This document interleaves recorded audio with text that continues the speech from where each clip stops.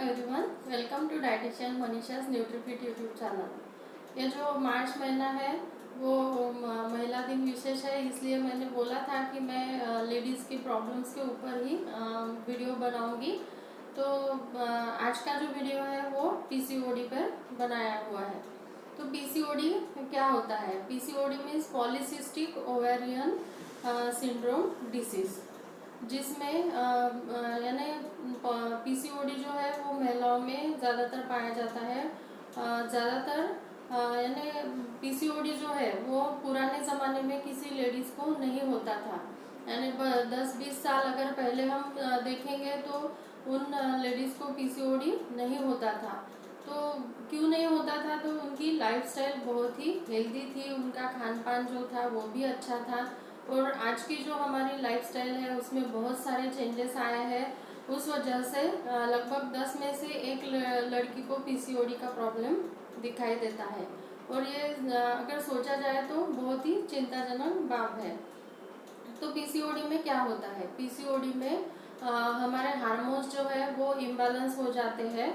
और hormones imbalance होने से हमारी जो मेंस्ट्रुअल साइकिल रहती है उसका जो पीरियड रहता है वो भी यानी उसका जो टाइम रहता है वो भी बढ़ जाता है। और रेगुलर हमारे पीरियड जो है वो अच्छी तरह से नहीं आते हैं, यानी मंथली जो पीरियड है वो नहीं आते हैं। और हमारी जो ओवरीज रहती है लेडीज़ की, वो ओवरीज में सिस्ट फॉर्म हो जाते हैं।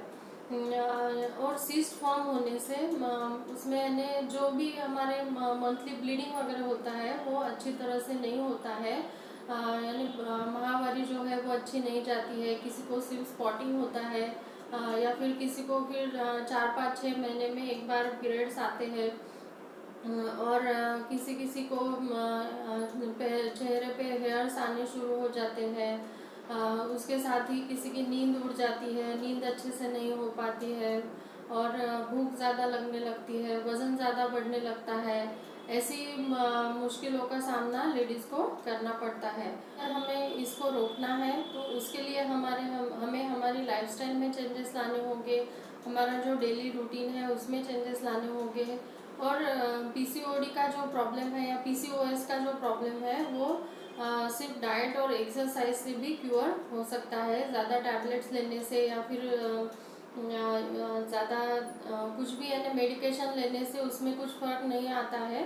थोड़ा बहुत फ़र्क दिखाई देगा लेकिन वो टाइम लिमिट रहेगा। उसके बाद एज इट इज़ जो कंडीशन है बॉडी की वो वैसे ही हो सकती है। इसलिए हमें हमारे लाइफस्टाइल में ही चेंजेस लाने होते हैं।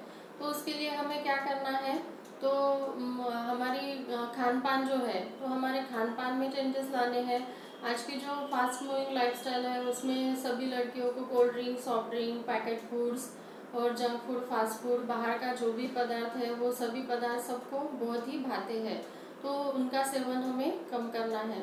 क्योंकि प्लास्टिक का अगर जो ज़्यादातर इस्तेमाल होता है उस वजह से भी हमारे हार्मोन्स जो है वो इम्बैलेंस हो सकते हैं। इसलिए हमें इनका इंटेक जो है वो कम करना है। और हमारी जो लाइफस्टाइल है वो भी सेडेंटरी है। यानी लड़कियों का रूटीन जो है बहुत ही लेज़ी रूटीन है। लड़कियां यानी बहुत ही आलसी हो गई है। वो एक जगह बैठी रहती है या फिर खाना जो है वो टीवी के सामने बैठकर खाते हैं।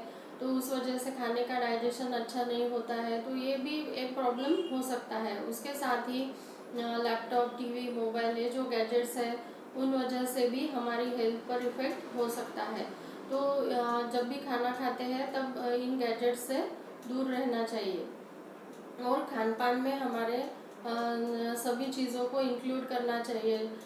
यानी खान पान में हमें सलाद लेना चाहिए, हरी पत्ते वाली सब्जियां और अंकुरित अनाज, ऐसी चीज़ें अगर हम लेते हैं तो हमारी हार्मोन्स बैलेंस में हमें हेल्प मिलेगी। इसके साथ ही वज़न कम करने में भी उसको वो मदद करेगा।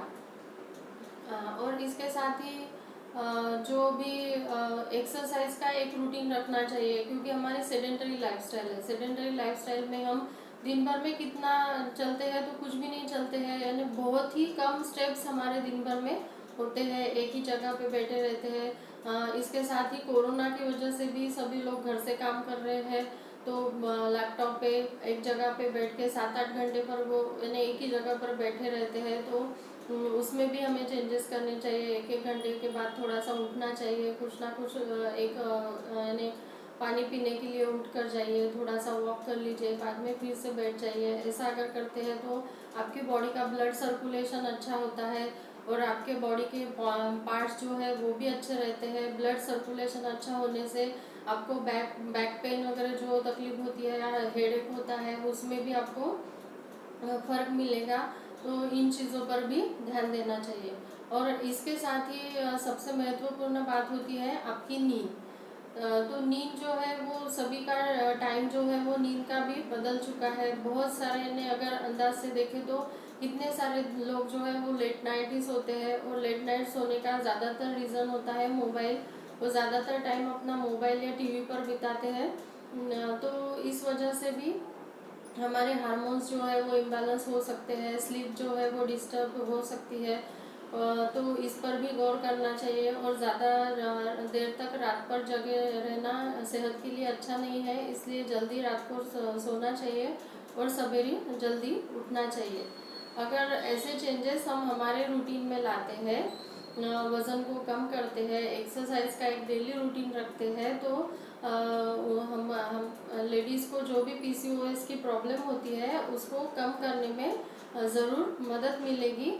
और एक सेहत भरी ज़िंदगी हर एक लड़की को, स्त्री को मिलेगी। तो इन सभी चीज़ों पर गौर करें और इसके साथ ही मेरे चैनल को लाइक, शेयर और सब्सक्राइब करें। Thank you all.